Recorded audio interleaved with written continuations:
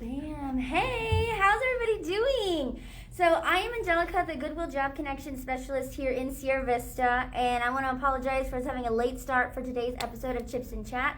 But we are here, and we have Staff Sergeant Curtis here as well from the Sierra Vista Army Recruiting Station to tell us a little bit more about why you should join the Army.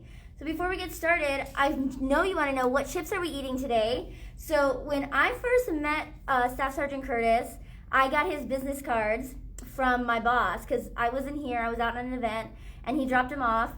And my boss also said, oh, and they were with a can of soup. And I said, he brought soup too? And so when I called him, thank you for the soup, he goes, that wasn't me. So as a joke for today, we are going to enjoy oyster crackers, which are crackers that go really good with soup, to help us have some fun. But tell us, why the Army? I mean, there are how many branches of the military now? 5 total, right?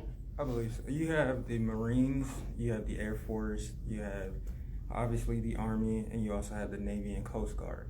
Okay. Each branch has different duties and specifics, but the Army overall has some of the better benefits and flexibility that is unmatched by most of the others. Ooh. So there's a lot of things that the Army does for its people outside of just the common norm that you might understand from, I don't know, I guess movies or some people, they have their own predetermined notions of what they think the Army is, but there's a ton of opportunities, and I think that everybody should benefit from it. That's awesome. Okay, so then I also know that for the military, there's different ways to serve, right? We kind of touched on this a little earlier. Yeah. When planning this, is like you can serve in the reserves, the guard, or active duty. So Yes. explain what those differences are. Okay, so the active duty Army, I believe most people should understand it's a full-time job. And then the reserves is a federally funded aspect of the Army. You only work a total of 38 days out of the year, so that's 1 weekend a month, and then 2 weeks normally out of the summer due to the pandemic. I'm not sure how they're doing that exactly, but I am sure they have some system in place to where you are fully training with your unit throughout that time. And then you also have the National Guard, which is not to be confused with the Army, Okay. like I was explaining to you before. The Guard is not the Army. It is a state-funded organization. I know they wear the same uniform and their name tapes say U.S. Army, but again, that is not us. That's a total separate entity. Totally separate. Okay, so what can you help people sign up for then? For well-qualified applicants, I can sign you up for either the active duty Army or the reserves, whichever you choose. And it's based on personal preference. If you have, let's say, a plan to attend school or college right after high school, or maybe even just a trade school or something, but you're kind of unsure of how you're going to be able to afford it, I would say that the reserves is something that you might want to look more into. The reserves offers great benefits as far as tuition assistance, up to about $4,000 per calendar year. Wow. To assist you in actually taking those classes and getting them knocked out, all while focusing on what it is that you want to do, because again, it's only part-time. Now, if you are in a bind, because I know and understand that everyone has different things going on in life, kind of throws wrenches at you, and you need something more full-time and permanent, a little more stable, then I would encourage you to look more towards the active duty side. Again, you get those same great benefits, and contrary to popular belief, you can actually do college like myself while serving full-time, because you also get that same $4,000 a year to continue school even when you're serving. Wow. So you don't actually have to wait until after you are out of the Army to use your GI Bill or something. You can actually save that, or you can actually transfer it to one of your dependents or a spouse or something like that if you so choose to. Wow, that's amazing. Look at all these benefits you get. So what other benefits does the Army offer? Well, also the active duty component, you get all of your medical, dental, and vision completely free once you receive your ID card. You can use that at any military hospital. No co-pays, nothing like that.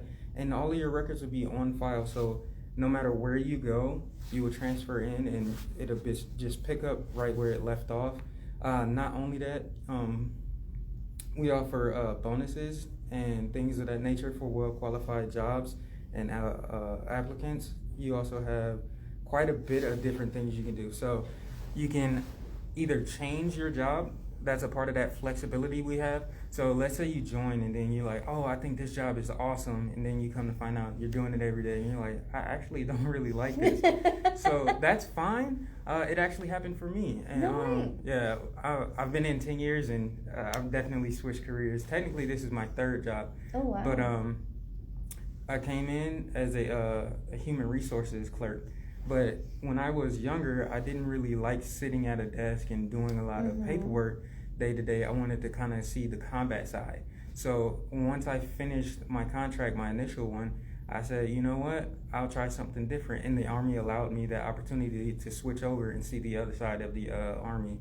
And I actually enjoyed it. And now I'm coming into like my halfway mark as far as retirement. So I decided to come and try and do recruiting, which is going to ultimately help me, more paperwork, but ultimately help me reach my goal of being a guidance counselor one day. So, that's really nice. So hopefully this plays out pretty well for me. More benefits you have, like I said, was stating, the GI Bill for education after. You also have the health benefits I went over, and you can have numerous amounts of travel ability because the Army can station you just about anywhere. So the last year I actually spent in Germany, but while I was there I was able to go and see Czech Republic. I also went to Prague, Italy. There's tons of different things you can do because once you're in the Army you have a surplus of different things you can do as far as travel goes. As long as it's not one of those countries that clearly that we have a conflict with, it should be fine. Just send your paperwork up and they'll make sure that you're able to go and, explore around a little bit, learn a little bit about different cultures and things like that. So how does picking your initial career work? So it works as far as you come, you sit down with us, you kind of go over your synopsis of what is it that you want out of your life, right? Because you have to live it, I don't. And so what happens there is the recruiter will do his best to kind of get you qualified and answer any questions you might have. And as long as everything is good, you pass our entrance exam, you'll go to what we call the Military Entrance Processing Station, or MEPS. From there, you will confirm your scores, and then you'll take a physical, pretty close to like a sports physical, if I may. And then from there, you are able to come back to us and we'll sit down, we'll discuss what jobs are available to you based on your test scores. And then you pick from that list. Most branches don't actually offer you that. You sign an open contract, and you actually don't know what job you have until you're completely done with your training. And then it's like, hey, this is all we got. This is where you're going. Versus the Army, you pick it first, so you know exactly when you're leaving and what you're doing and how long it'll be. That's really nice. Definitely. And I like that flexibility again, because if you don't know what you're doing, how can you say, yeah, I'm setting myself up for success? Right. So you had mentioned a test or test score. So what is the test that's required? So it's a basic, I want to say, entrance exam. The qualifying score or the test itself is called the Asvab. I'm not sure if people are familiar with it, but it's a 9th grade generated test. So it's targeted around a freshman level. It's got some basic English, arithmetic, and reasoning skills in there. And then from there, your scores will be calculated in what we call the Afqt Score. A qualifying score is anywhere between a 31 to a 99. There is no way to score a perfect 100 because it is mostly situational based and learning, like how well can you learn and adapt to being trained. So once you pass that, then pretty much the doors are open for you at that point. Cool. Now, granted, just like anything else, the higher you score, the more availabilities there will be. And as long as you are completely physically qualified and capable, then there will be nothing holding you back. That's awesome. Do you guys offer a training test or a practice test? There's plenty of practice tests out there. We do offer a practice test in our office. If you come to sit down and speak with us, we can sit you down. It's about, I want to say, about 30 minutes. Wow. and it'll give you a brief overview of what you might score if you were to take the actual test, and that way you can see where your strengths are and where your weaknesses are. You can also go and do what we call the Asvab challenge. It's just a quick little app. You can do it on your phone. We also have a website. It sounds really cheesy, but it's called March to Success. It's a tool that you can use on your own free time, kind of train, go over. Again, it'll give you 2 practice tests, one for English composition, and then the other for your math and arithmetic skills. Based off of those, it'll help you, guide you, and pretty much make sure that you pass, because most people that I've ran into that actually have taken it, they've improved their scores tremendously. Nice. So, really fun fact here, I'm a graduate of Buena High School, and anyone who went to Buena here pre-COVID, right, knows that in your junior year of high school, everyone would go to the auditorium and take the ASVAB test. Because we were like, we want to get out of class. You know, some did want a career in the military, but the majority took it to get out of class. And so it's fun to hear that the ASVAB's still going on. That's like, they haven't really changed that main entrance exam. No, it hasn't really changed. And it's not just for the military. A lot of people think that, and just like you said, most people take it in school and they're just like, okay, it's a free period to get out of class. Yeah. I encourage people to take it seriously, because not only would it help you if you are interested in the military, but it's also a part of that career exploration tool. So even if you don't actually want to join the military, if you take it serious, you can actually see where your interests lie as far as career choices. So whether that be, you know, in the medical field with helping people, or maybe you're a more technical type of person that wants to always work with your hands, or get into some type of STEM program. You know, those are things that you should really kind of look and focus at, because a lot of people kind of take it as a joke, but it's a tool there for you to kind of help you explore your options after high school. That's awesome. So what kind of careers are here at Fort Huachuca? Here at Fort Huachuca, it's military intelligence. So there's going to be a lot of people here that's training for some type of security, or some type of higher level of understanding conflicts and things of that nature. And then you also have like drone stuff, because that falls under the intelligence aspect. So there's a lot going on here. I can't get into too much detail, but there's a lot of great training. He'll tell you more. There's a lot of great training going on Fort Huachuca. What is a typical ASVAB score needed to be stationed here at Fort Huachuca? Again, that's dependent on the person, if you even want the job, 1. And 2, I can't say for sure a perfect score to be at Fort Huachuca.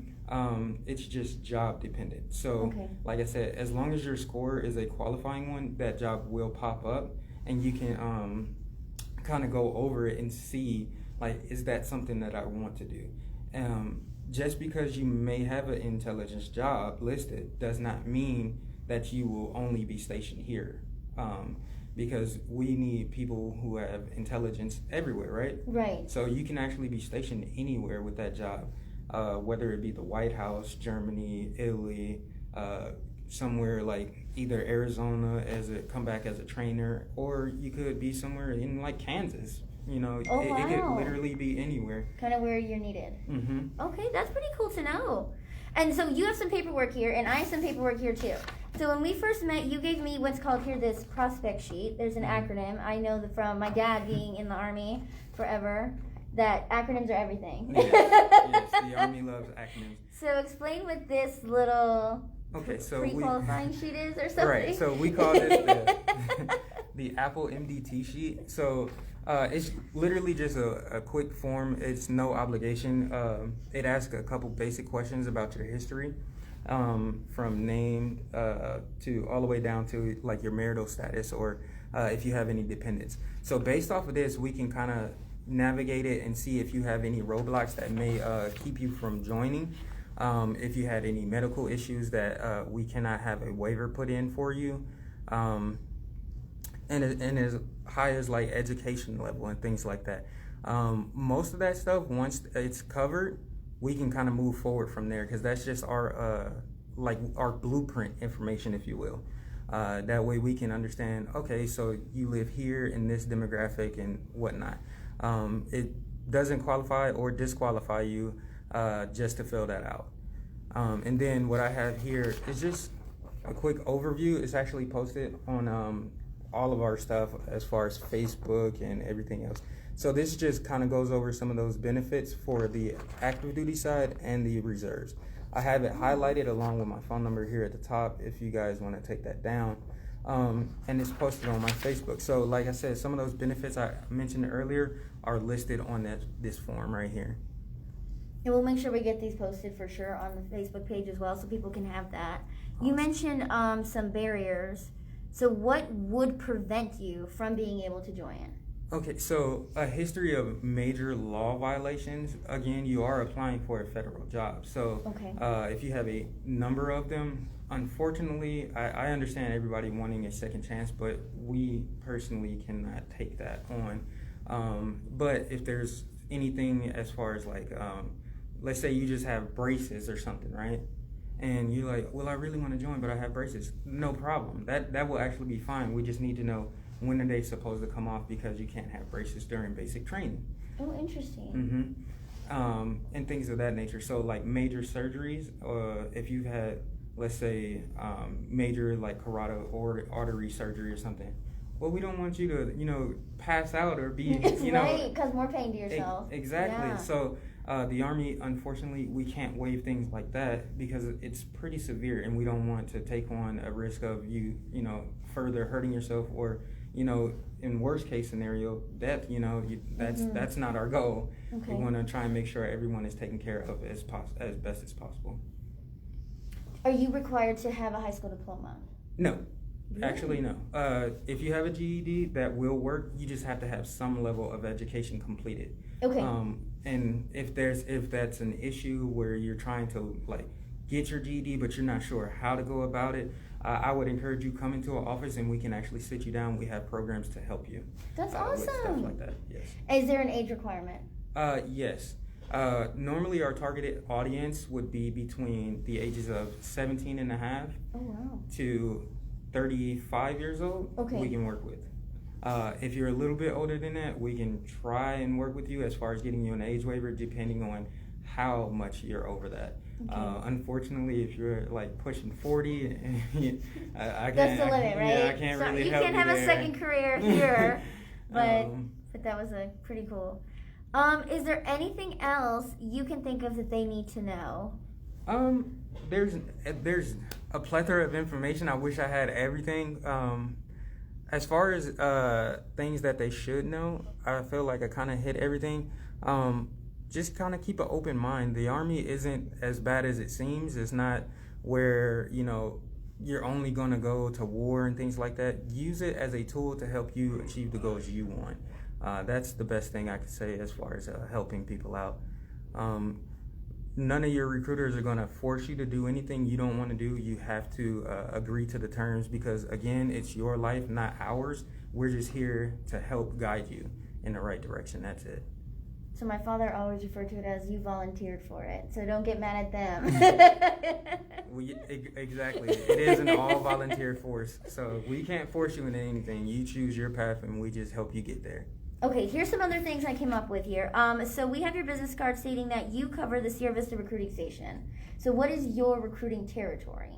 Actually, that's a great question because we are the southernmost recruiting station. So we actually don't cover just Sierra Vista. We cover Sierra Vista, Douglas, Tombstone area, Morenci, Pima, Thatcher, Safford. Whoa. Yeah, we have a pretty big footprint. So no matter your distance, if you're really interested, we can help you. And if that means that we have to drive out to you, then we have no problem. Just set an appointment with your recruiter, let them know what it is that you're looking for. They'll come out, they'll answer all your questions, and make sure that you get the practice exam and all the information you need to kind of take that step forward.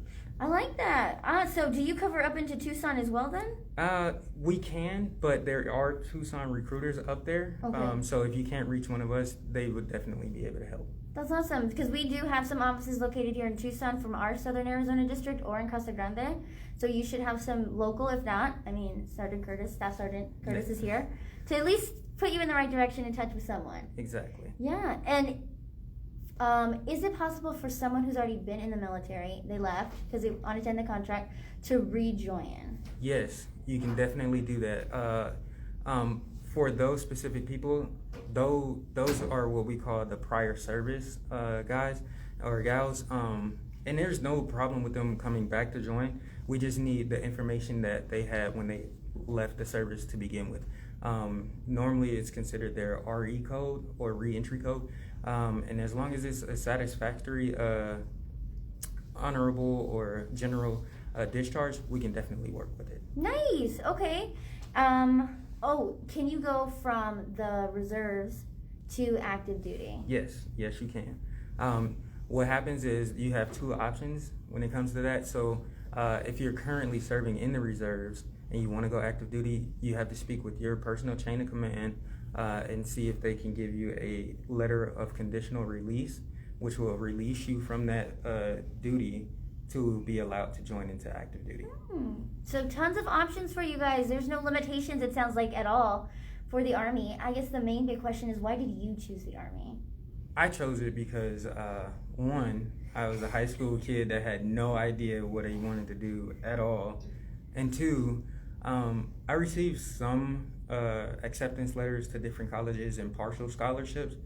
But when I looked at it big picture, I was like, I didn't like school as it was. And so I definitely didn't want to continue doing more of it if I didn't like it to begin with.